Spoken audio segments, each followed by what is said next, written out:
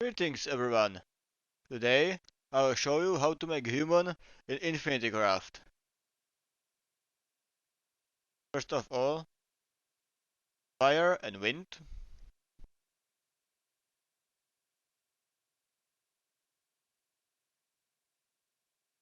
Now take water and fire.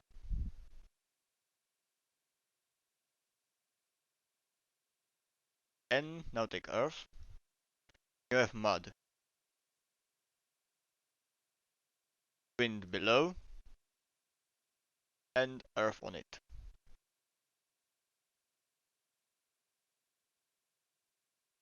Now use the earth.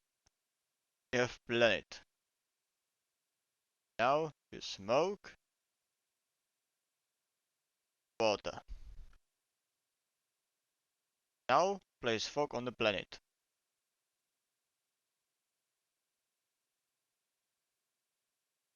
Now use mud and here you are, you Adam.